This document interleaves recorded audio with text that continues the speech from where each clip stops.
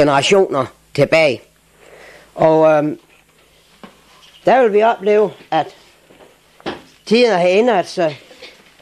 Men går vi nu ude i Majskanen, hvad vi her alle sammen har prøvet. For eksempel en stille sommeraften.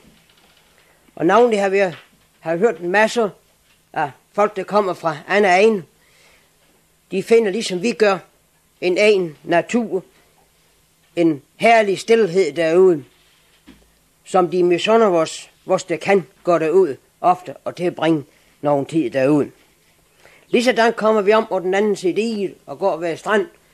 Ja, der kan jo, hvis ikke de var der, jo blive sat århundreder eller årtusinder tilbage. I hvert fald i fantasien kan let komme dertil. Når jeg engang fik interesse for det, skyldes for nok egentlig en fortælling, som bedstefar han fortalte. Og det var savnet om Klokkeby. Og det skulle gå ud over, at hvis man kom ud over en bestemt sted herude i Vesterhav, så skulle man kunne høre kirkeklokkerne. De ringede for at tilkalde hjælp til en stormflod. En hjælp, der aldrig nogensinde nåede frem. Men klokkerne ringede der endnu for at advare andre sogne om, at havet kunne komme og ville komme, hvis ikke de værende dem imod. Og som Klokkeby er forsvunden, ja, så er mange både store og små samfund forsvunden ude i hav. Der hvor det nu brændningsfolk ønsker at se at snakke om de gode ynglepladser for småfisk, for fugle og så videre, det har alt sammen vendt land. Hvis vi tager en vandring tilbage i tid og bevæger os tilbage, og nu vil jeg gå længere tilbage end nogle af de andre har været, nemlig til omkring år 12.000 før Kristi fødsel, og vi forestiller os, at vi har vendt over de her ene, og vil tage en vandring mod vest, så vil vi skulle gå cirka 200-250 kilometer for at komme ud til Vesterhavet. Og det vil altså sige, at Vesterhavet dengang nærmest har været en bred flod, det har gået op imellem Jylland og England. Og så lige kunne stille med det spørgsmål, og sidde med det spørgsmål, jamen hvordan er alt det land forsvundet? Og det skal jeg komme tilbage til. Vi ved også, at hvis vi har gået her, så har vi vendt i det, man kalder cirka 45 meter over normal dansk 0. Og da det er en når jeg kommer tilbage til nogle gang, så vil jeg gøre red for, at normal 0 vandstand, det er gennemsnitsvandstanden i Aarhus Havn. Og gennemsnitsvandstanden i Aarhus Havn er 1 meter højere end normal vandstand herude ved Vesterhav. Og så kan I spørge mig, hvorfor det? Det er fordi, det her vand, det er i Østersøen, det bevæger sig op omkring Kattegat og Skagerrak, og så skal det rende ud i Nordsøen og videre ud i Atlanterhavet, og det skal være en fald, og det passer lige med den her meter, bliver til. Så når vi nu hører, at det har været en stormflod, det har vendt 5 meter over normal 0, så skal vi jo lige tænke på, at med højdeforskellene herude, det blev lidt anderledes.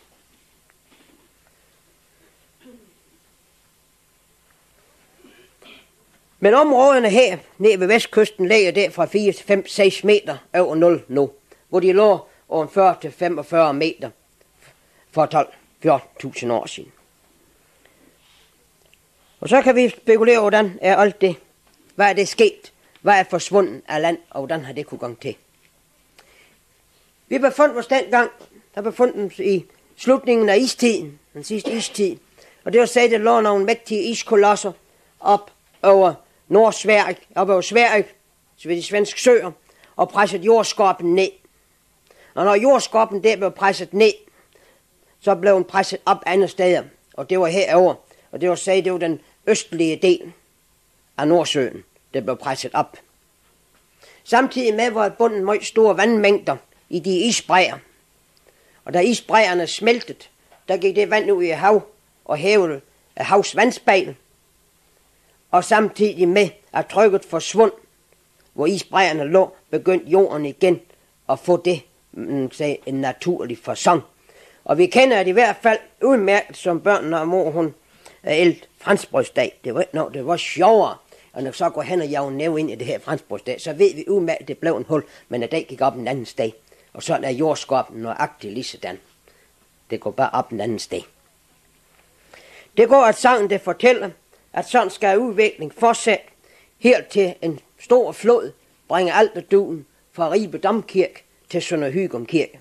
Og det vil sige, det bliver altså i en tid, hvor det her det er væk. Lad os håbe, det går helt så galt.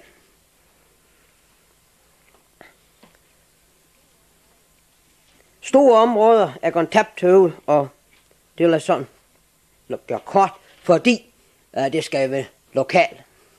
Men jeg kan ikke være med at nævne alligevel, fordi området her har haft stærk handelsforbindelse helt tilbage til vi ved omkring 1500 før Kristi fødsel, har man fra det her ene har handelsforbindelser ned til de gamle kulturstater, Grækenland og Egypten. Og vi har nok haft, vores forfædre, der har boet herude, har nok haft en kultur, det kunne måle sig med deres. Så kan vi sige, hvorfor finder vi så lidt af, eller ingenting? Det er fordi, de mennesker har boet ude mod vest, og det er blevet til hav. Men til gengæld kan vi bevise ned i de områder, hvor det har været mere let at bevare tingene. I Grækenland og Egypten beviser også, at det rav, som har fundet ved den sønderjyske vestkyst, har været brugt til at udsmykke de egyptiske pyramider med. De har været brugt til at udsmykke de græske templer. Og hvordan kan han så se det så bestemt? Det kan han sige helt sikkert, fordi der findes ingen anden rav nogen sted i verden med den syreindhold og den fine kvalitet, som den rav, det findes herude ved vestkyst. Det blev fundet blandt andet i Ramses den andens gravkammer. Det er fundet i Medina Habu-templet.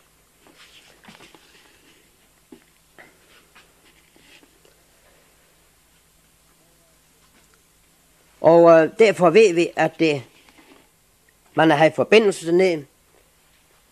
De gamle græske historier fortæller også om, at man har været i forbindelse, og man har ført krig mod et folk, der er kommet herop fra.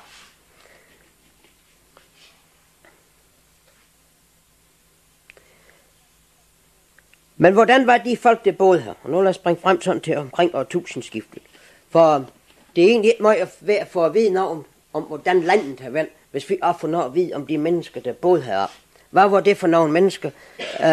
Hvad tro havde de? Og der ved vi fra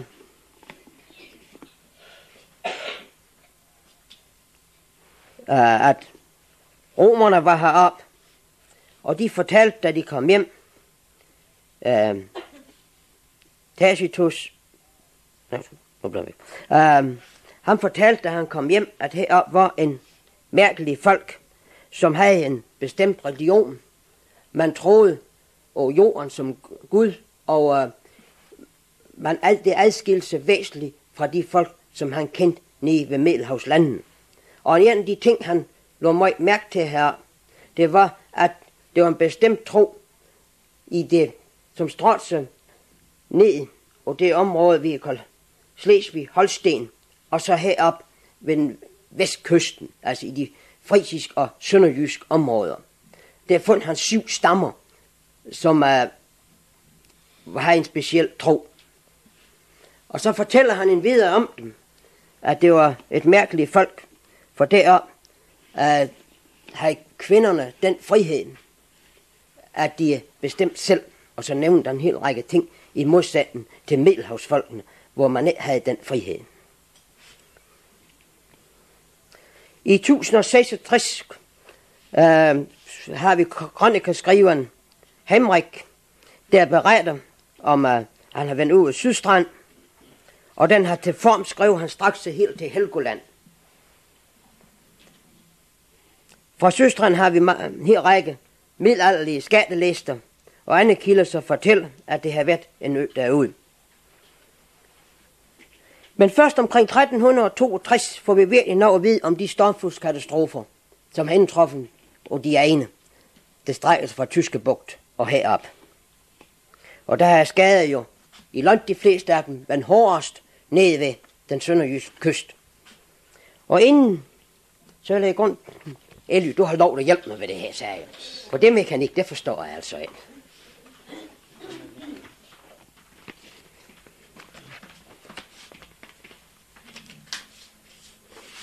Du klarer den der.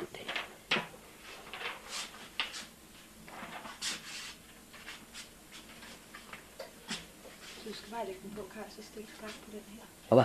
Du skal bare stikke skarpt på den her, det dreje på den her. Jo. Så du skal bare lægge den på. Jo, så kan jeg være klar det. Ja, skal du have noget pege med, eller det vil du også bare gøre med fingrene? Nej, det kan jeg vist klare. Jeg har ikke sådan en kæmpe smæk af børn med. Det er dejligt at finde ud af, hvad du bruger sidste gang. Ja, det er det. Det er den her, den kan bruges. Ja, eller du kan bare bruge blyanten. Nå, jeg kan bare bruge. bruge. Så langt væk fra det, så du Ja. kan se det der. Her har vi en kort, der stammer fra 1241. Og det er også fra før den store stormflodskatastrofe i 1362. Den er nok upræcis. Det er det, som den optegner Johannes Meyer fra Husum. Og han lavede en hel række kort. Og det er en af dem. Og han gjorde det, at han lavede noget for ham samtidige kort. Og de er nøjagtige. Men kritikerne har så kritiseret hans historiske kort. Og det er en af hans historiske kort. Og der gik han ud og snakkede med de gamle rundt i sognene. Og så, at dem fik han så at vide, hvor de mente, at havgrænser havde vendt, hvor det havde lå byer og så videre. Og det vil sige, at når han har lavet det omkring 1630-40, har lavet de historiske kort, og så går han altså tilbage, 400 år tilbage, og så er det klart, så velkommen når med det sang, og når det er overdrivelse, samtidig med det også når det blev glemt. Men i det store hele, så vil vi se, at vi har et noget materiale, det er bag, og vi kan fæste en ret stor tillid til, at det er helt galt, det han fortæller os. Og der har vi herinde Ribe. Men der er den forkert. Nej.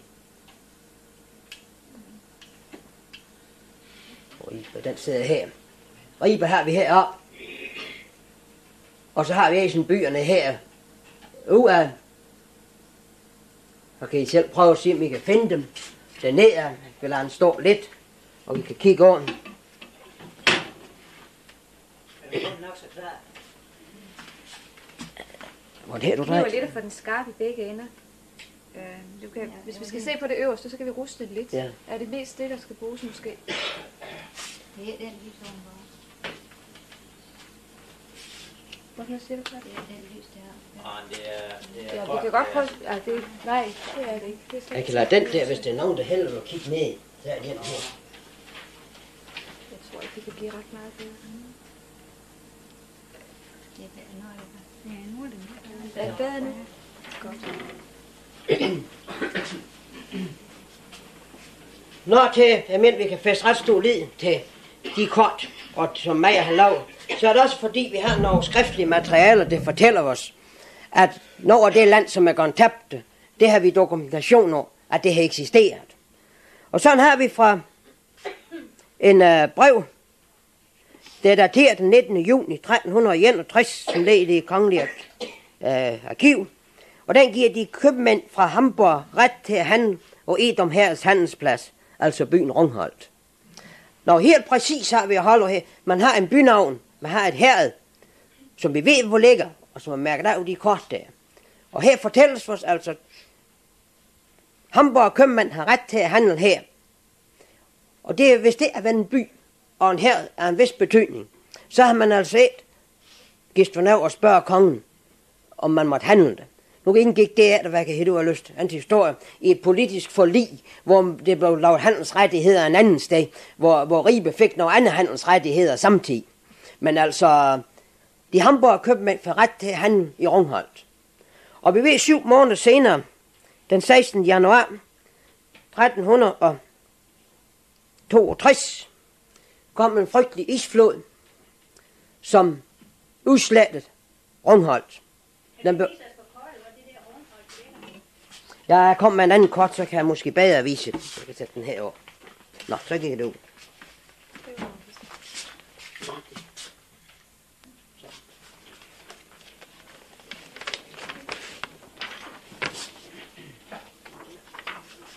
Det er en nyere kort, den der.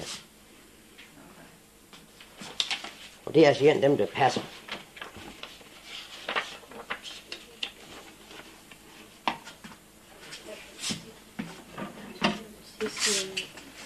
Ja. Kan du se det Ja, der? jeg For skal ellers så, lige hvis du se får en stol, så kan du sidde og se det der. Her har vi Nordstrand nede. Og som det ser ud. Og så har vi Sydstrand i det område hernede. Rungholt der er ikke afmærket på den her kort, så vidt jeg kan se. Men det her lå hernede. Et land fra Nordstrand, som er fundet af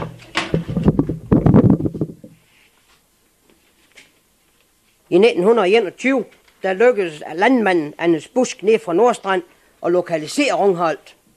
Og han gravede ned i drivsanden og fundet i 1,5 meters dybde under drivsand. Der fundet han rester, det vil sige rester af bygninger, af veje, af sluser. Så han kunne her bestemt lokalisere sig, her var Nordstrand, eller her var Rungholt by. Så han altså bestemt vidste, hvad det drejede sig, han kunne sige med bestemthed. Den blev også kaldt den store menneskedrukning, og den store menneskedrukning, dem har været mange af. Og her påstod man altså, at det var druknet 200.000 mennesker ved den sønderjyske vestkyst. Og så vil vi nok sige det er levn, for så mange har de jo ikke engang vendt dernede. Og jeg har prøvet at kigge over det, og har helt ud af, at det er både rundt 800.000 mennesker i Jylland, og der var en tidspunkt i landdistrikterne. Og det er nok været tæt befolket, men det er død så mange af stormflod. Men nu har præsterne selvfølgelig ikke tegnet så nøje, når de fører kirkebøger. De har skrevet, de var døde. Og da den sorte død huserer de det sådan inden for de samme årtier der, ja, så har de slået det hele sammen og sagt, at det er død 200.000. Og det er så senere blevet lavet om til, at det er i stormfloden, de er gået til. Og jeg tror, det er den måde, vi skal læse de tal om.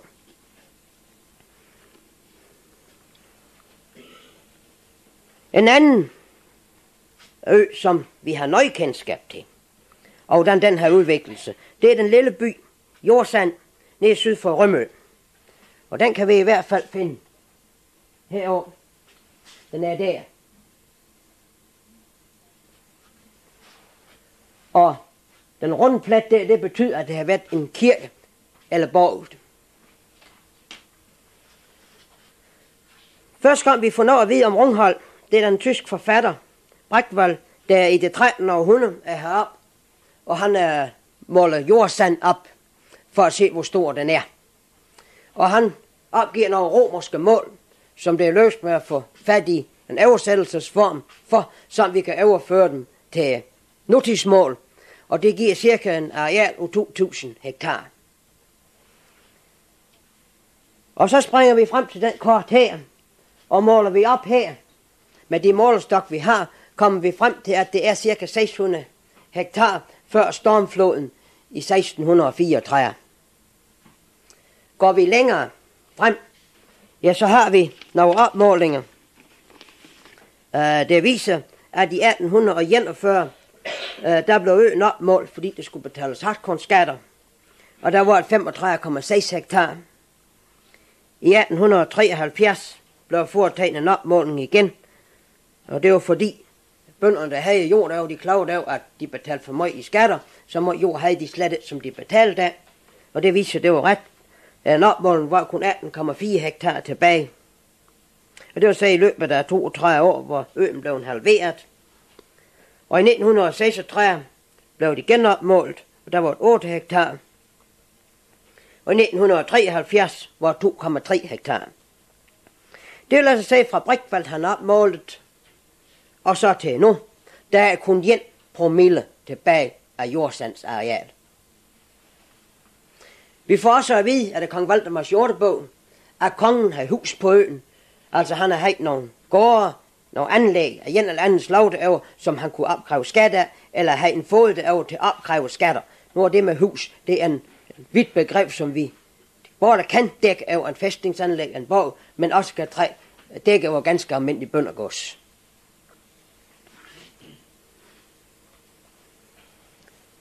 Og så vil vi se, hvordan er de store områder går tabt. Ja, det var det, når det er indledet med at se, med de store landsænkninger, der er fundet sted, og med den stigning i verdenshavs vandspejl. Og der har Edelberg i sin tid regnet ud, at for hver århundrede, der skete en stigning i havs vandspejl på 10 cm og en landsænkning på 10 cm. Det er forskelligt, for når vi kommer herop i Ribemasken, så kan vi med de sidste målinger, der er foretaget, når vi alle kommer tilbage til efter kaffetid, der kan vi konstatere, at det er sket en landhævning. Men det er sådan, at det har været en jævn landsænkning. Det har været en landhævning ind imellem.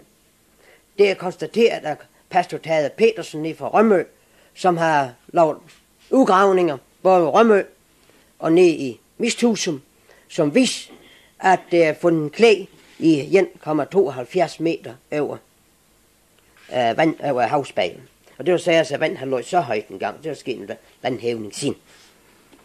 Det er ikke noget, det er bestemt roligt. Den anden ting, det er det daglige tidevand, som går ind og skyller. Og det har vi alle sammen set, hvordan det kan udhule en brink. Og tidevand betyder ikke lige meget alle steder. For går vi op mod nord, op til Torsminde, ja, så er det kun 30 cm forskel på høj- og lavvand. Kommer vi til Hirtshals, så er det 0,8 ved Esbjerg. Der er det 1,6, og Rømø er 2 meter, og nede ved Husum er 3,5 meter.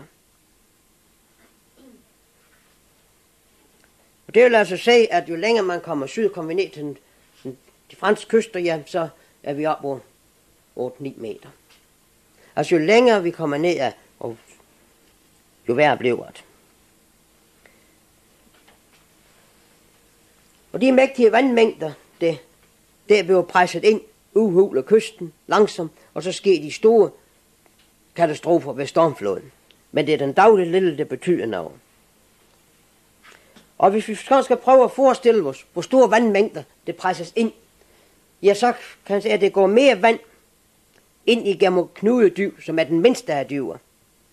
Det går mere vand igennem Knudedyb og 1 døgn, end det går ud af samtlige danske åer og bække over en hel år. Og så havde vi en mand herovre, der skrev noget om, at sakser gennemrejste dem omkring år 1200, og at Bremen har gennemrejst det her land, og de skrev næsten enslydende om, at de folk, der boede herude, var boede i et område, hvor man ikke vidste, om de skulle kolde et land eller hav. For noget af tiden, der var et hav, og man sejlede rundt, og anden tiden, der plovede man i eget. Så derfor kunne de ikke bestemme, om det var land eller vand, de mennesker boede i. Og de skriver også om dem, at de var et meget krigerisk folk. Det er så vel og fremmede, når de kom ind. Og Adam Bremen, han lavede den der så galt, han så, at hvis fremmede kom, så var de sikkert blevet slået ihjel. Og hvis de havde fremmede at slå ihjel, så begyndte de at slå de egne ihjel. Nu har den gode Adam Bremen nok overdrevet en lille smule, og det har han sådan set havde god grund til. For det var jo i den tid, hvor de danske vikinger, de kunne tæve tyskerne, og havde et par hundrede år før, eller 100 år før, tævet den tyske kejser. Og så var det rimeligt, det skulle være lidt overnaturligt ved dem, for at de kunne gøre det. For et var den tyske kejser verdens stærkeste mand, jo. Og så kunne det jo passe, at sådan eller han for folk op kunne tæve ham. Så det skulle jo altså en forklaring over det. Den store menneskedrukning i 1162 og stormflod i 1218. Og så er vi kommet frem til en hel række floder i 1300, 1316, 1338. Og dem skal jeg gå henover, og jeg har nævnt floden i 1362.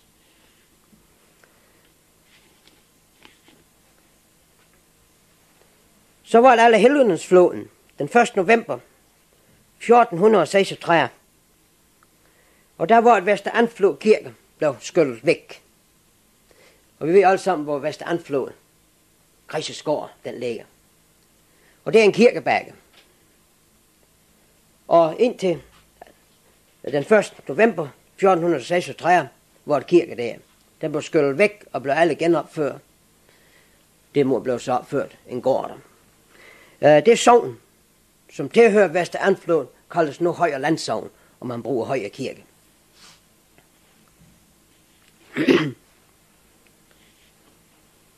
Vi har også der den flod, har vi 11 år efter et brev fra biskoppen nede i Slesvig. Han skrev til det pavelige kancelli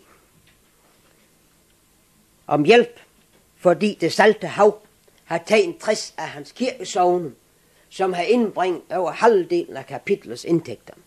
Nu har han jo nok overdrevet en lille smule også med indtægter, for så ring kan det andet alligevel lidt have været. Og han har måske også, og uden tvivl, taget de 30 kirker med, som gik til i stormfloden i 1362. Dem har han uden tvivl regnet med også. Og det kan være, at han har taget et par stykker mere med for at være sikker. Men han opgiver altså i det brev, at han skal have at det er forsvundet 60 kirker, og derfor skal han have afgifterne til pavestolen sat ned. Og man fik det, forklarer det noget om. Men helt galt kan sådan en biskop vel ikke have skrevet. Og så har den storm i 1511, 1513, 1532. Ja, og den i 1532, der drog en 1100 mennesker ned ved Ejdersted og Venstre 3 alen op i Tønder Kirke. Og Nordstrand, der druknede 1500 mennesker. Det var en tvivl i den flod, hvor Gammel Mandø Kirke blev skyllet væk. Man har ikke noget bestemt, men man ved, at det skal være inden for den tidsrum der, at det er sket. Det er også inden for den tidsrum, at Knudedyb blev dannet. Og det vil jeg komme tilbage til det her kaffetid. Men kun nævnet nu. Vi er vant til nu at regne med grådyb, knudedyb, jordedyb og listedyb. Men før, i gammel tid, der var knudedyb det æt. Den er skåret igennem ved en flod. Om det er den i 1362, det har begyndt at lave den første rille til knudedyb. Det er muligt. Det er ingen, det ved. Men man ved bare, at den her har ikke nogen betydning. Heller ikke med sejlads. Og det er derfra, vi ved så bestemt. For man har brugt knudedyb. Før han er i middelalder.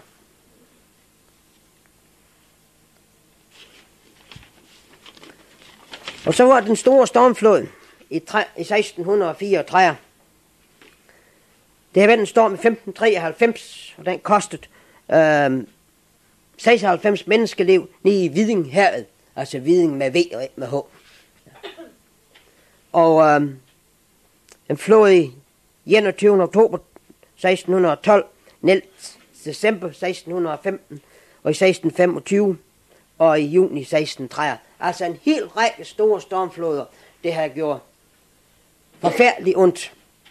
Og hele kystdagen fra Nørre Farvær og Vilslev og helt ned i hertugdømmerne og særligt ned i Ejdersted og ned på Nordstrand. Og inden jeg går til at fortælle om den flod der, som er den største, vi har nøjagtig kendskab til, så vil jeg prøve, hvis man trækker frem, hvad var det for nogle mennesker, vi nu har med at gøre. Det er ikke de samme mennesker mere, som dem Adam af Bremen besøgt, eller Saxo. Det er godt nogle generationer. Og hvordan troede de mennesker, at stormfloderne opstod? Der er vi så heldige, at i de gamle retsprotokoller i Riv, der findes en dokument, der fortæller, at 3 kvinder blev anholdt og St. Peters Kirkegård ved midnatstid, hvor de så brygget urter og lå planer for at rejse stormflod. Og det lykkedes dem at rejse en flod. De nægtet. Men er der lang tids ophold på pinebænken, erkendte Karen Rod, at hun havde rejst flod. De andre 2 medskyldige hører vidt noget om de har benægtet så kraftigt, at de har opgivet og forhørt dem mere. Men om Karen Rod får vi at vide, at forhørene tog 3 år, hvor hun blev ført delvis fra Ribe Slots fængsel og ind til byens fængsel. Men retssagen var fair, og dom var falden, og den 12. september 1620 blev hun brændt på Ribe Gallebakke for at have rejst storm.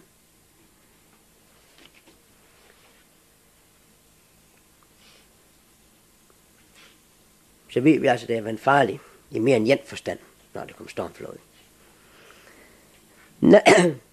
Det fortæller, og der har vi en meget god kilde, nemlig pastor Petrus Cleo nede fra Lægt i på Nordstrand.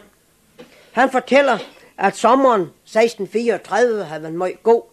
Det havde en stor avl, og det betød, at nu kunne de få deres gæld betalt, fordi de måtte låne penge nede på Nordstrand. Det de måtte i Ejdersted, det de måtte hele vej op igennem Maskbyerne, har man lånt for at få komme med, eller de skader, de mange floder har givet. Men i 1634 havde man det bedste år, som nogensinde var oplevet i Maskegnen. Men natten mellem 11. og 12. oktober er det lang tids tørke. Der er blæstet op til storm. En frygtelig storm, som Petrus skriver, ingen menneske nogensinde har oplevet noget tilsvarende. Han fortæller, at dernede på Nordstrand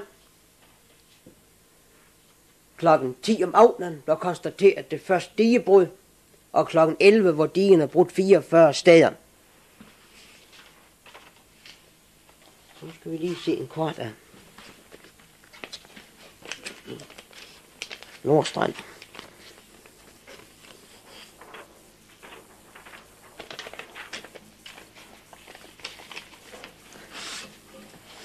Den kan I se, den der. Her har vi Nordstrand, som Nordstrand så ud. Hele området her, før floden i 1362. Det fortælles, at det var 50 kirkesogne derovre. Det har vi aldrig kunne konstatere, om det passer. Men er det floden i 62, de andre floder, og indtil vi kommer frem til før stormfloden i 1634, der streger Nordstrand sig her, i det område her, lige omkring Pelvorm, og følger den stiplede linje rundt. Og der var 20 kirker, og det var mellem 8 og 10.000 indbyggere på Nordstrand. Altså når vi snakker om befolkningen, altså det lille område der, hvor der er op mod 10.000 mennesker, det fortæller noget om øens frugtbarhed. Pastor Petrus fortæller så, at havet trængte ind og skyllede kog væk. Af øens kirker, skriver han i hans beretning, blev kun 4 stående. Men den ene var så med til, at den blev nedbrudt. Det vil sige, at det var kun 3 ud af de 20 kirker levnet. De 2 her over Pelvorm og en over Nordstrand. Og det område, der ligger her, blev havets bytte.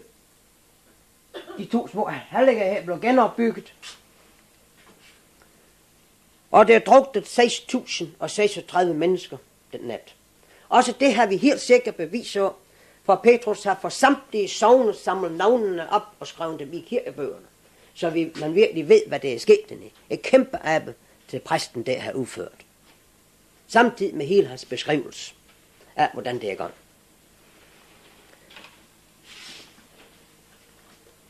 Op ved vestkysten får vi at vide noget om, hvordan det er gået. Vi får at vide, at det er druknet masser af mennesker helt op ved kysten. Og nu skal jeg sådan ved lidt lokalt, det skal jeg prøve nu. Og så starter vi ned ved Rejsby, ved Brøndsted, der druknet 26 mennesker. I Rejsby 50, her i Vester Sogn 22.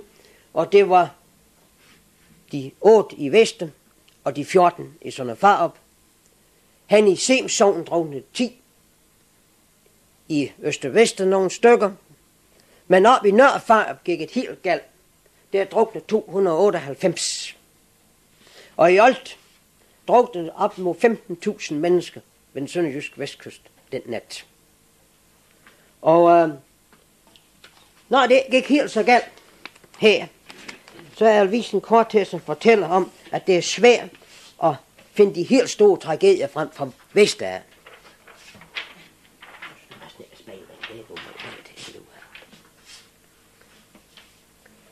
Den der kort er fra Digekommissionens betænkning fra 1865, hvor man ønskede at bygge en dige her. Og det er vel vismæren, det er højdekorterne, hvor man regner med, hvis man bygger den dige herude, mærker der her, så vil beskytte landet, det som var far for oversvømmelser, og så har man tegnet der her en linje her, de går ind, og så er linjen her, ud til banen, kommer igen her, ind, og trækker op, og Jested og videre op. Det fortæller det område, som kunne blive oversvømmet, og som vil nyde beskyttelse af dige. Og hvis vi så ser over Vestet, så kan vi jo se, at de gamle Vester, de har vendt så kloge, de har placeret sig omtrent alle sammen lige på den rette side. Det er faktisk de eneste den her kort, det har man dog drevet nok til det. Det er mor og far, de har placeret sig nede i en hul. Og det var en gang, når det så, det var smørklat der jo. Øst-Vestet, ja, de ligger også lige højt, men det er et omgivet af lavområde. Nørre Farp, det er så at sige hele sogn, det er inden for det område, det er stormflodstruet. Lige stand i hele op. Hvorimod Jested, det er jo den ret side, og Vilslev ligger ligesom over en bank, men vil blive fuldstændig omsluttet af vand. Her i vest, der skete det, og den eneste gård, vi ved, forsvundt, det var præstegården, som dengang skulle have lå nede hvor præstens køkkenhav er. Det er ved Dam, og så Kirkebæk, og dem der jævnet i stormfloden.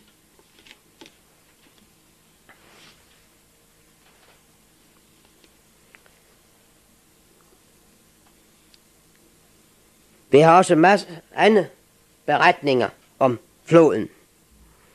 Og lad mig nævne nogle enkelt af dem.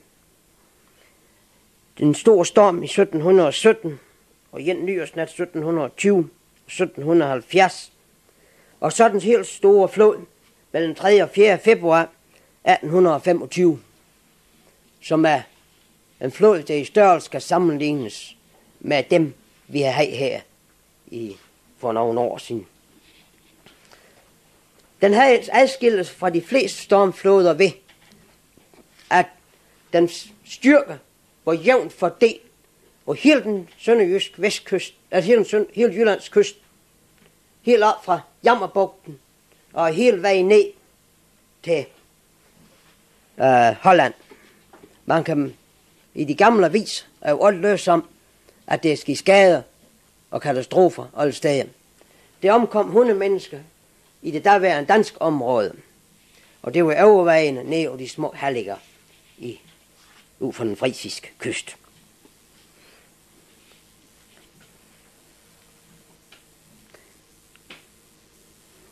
Det var i den flod, at den gamle Ærke kirke, de første gang blev gennembrudt af hav, og de første gravsteder blev skyllet ud i Vesterhav.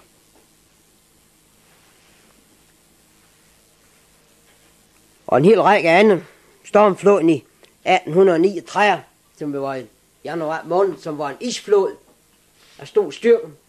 Det var floden, der skubbede den gamle Ribe sygehus væk. Og der findes en interessant beretning fra, som er at tage en med i jorden, der kunne fylde en hel aften. Det er Høgsbro Holm, der var en lærer hen i Rødding. Hey, du var den bedste far til den gamle præst i Glejbjerg. Det har gik fra Rødding af og ind til Ribe, og når at komme til Ribe, ligesom inden at by blev omsluttet af vand, og han er med om at redde patienterne ud af sygehus. Og i hele den fortælling der giver han en detaljeret beskrivelse af, hvordan vand steg i de forskellige bydele i Ribe.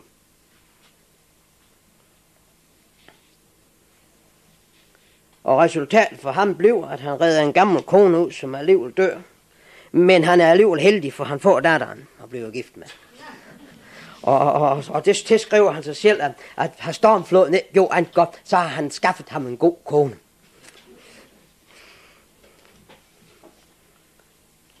Og så havde vi Rejsby-katastrofen den 30. august 1923, hvor det omkom 19 mennesker.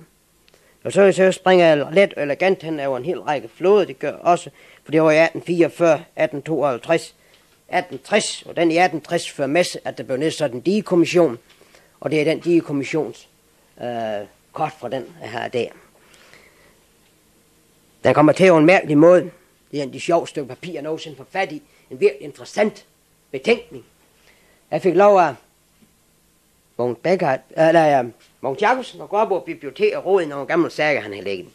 Det var sådan noget med støvår, som de egentlig... Ja, de vidste egentlig ikke, hvad det var der. Men jeg får lov at gå op og råde, og så fundet jeg en pæn stor konvolut stil til en eller anden prominent person i det gamle Ribe. Og så stod et stempel strengt fortrolig. Og den var ikke åbnet. Men den var jo dateret der 1865. Og det var mere spændende, end jeg kunne holde forbud mod at åbne den.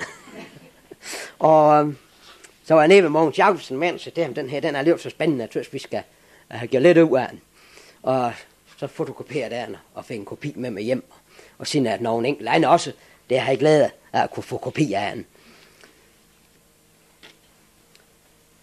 Og det var, når den ville komme tilbage, hvad der stod der i. Så var det jo flået i 9 og 11, og de fører med sig, at vi fik digebyggeri i gang her. Og der var vand jo inde nogle steder, og der er de fortæller om Frank, der fyrede ned over mejeri. Her det var Stifttidende skriver om ham. Hun vil forveksle med Mur Frank, for det var det. Men mand, det hed Frank, og som så vidt jeg ved, både der, hvor fru Dankert bor. Ja, fru Horps. Jeg ved, en af de hus, jeg er klar over, hvor en af dem det var. Men en af de hus der. Og det fortæller som ham, at han var kommet hjem om aftenen, og så havde han altså låst til at sove. Og han sov hårdt. Men resultatet blev, at vand kom op i seng til ham. Og så kravlede han op over låt og sov videre. Da han blev vågen om morgenen, kom han ned, og det må nok indrømmes, at det var nogen ældre, der havde fortalt mig, at han var blevet ædru. Så skældte han vældig ud af, at vand det var kommet ind. Men så ser han, og det var sådan en dige rundt der dengang, og der havde han glemt at spærre de, og de sandsæk i, som han i sin oldtid havde ligget, de var blevet lå i, så det var derfor, at vand var gået ind til ham.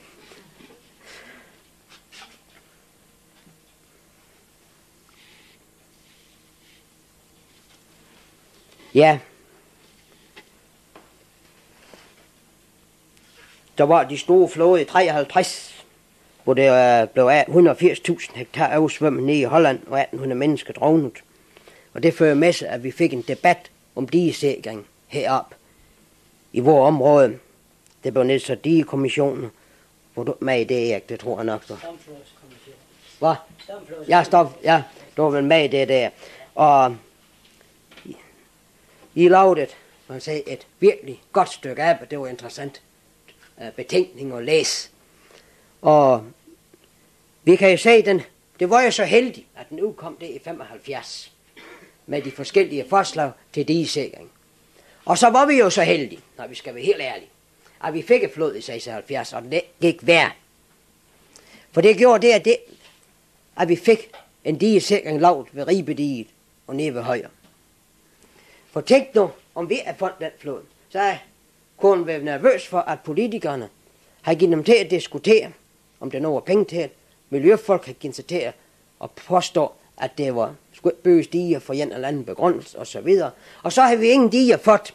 Så er jeg red for, at det har gået akkurat med den digekommissionsbetænkning, stormflodsbetænkning, som det gik med den fra 1860, hvor diskussionsemnet gik over, at man skulle sikre indsejlingen til Ribe. Og før man har sikret sig, at Ribes handel fortsat fri kunne passere, skulle det laves digesikring. Og så diskuterede man Asens sluser, og man diskuterede dæmninger langs med Ribe Å, og en hel masse andre løsninger, som, hvor det hele løb ud i en diskussion. Og så kom en ny digekommissionsbetænkning i 1874. Den fundet samme sted, også stempel fortrolig. Og den fører jo heller ikke til en digebyggeri. Den kom jo først i det her århundrede.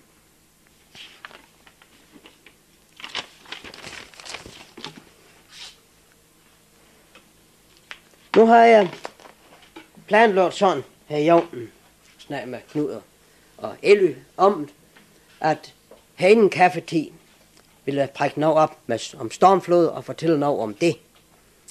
Og så kan I se til mig fortælle mig lokalt og mig om Vester. Men den kort der, så kan jeg jo af gode grunde ikke give mig til at fortælle, hvor meget jeg blev ødelagt i Vester. For de her bygget så højt, det er rigtig vant nok at fortælle om. Det er små ting. Hvorimod Fejrebær, det er sket lidt med. Det er drog den 14. Men så har jeg fundet noget frem om den anden mulighed, det er. Det andet, som sker, når man bor i nærheden af et hav, det er sejlads og handel. Og det har jeg så fundet nogle ting frem om.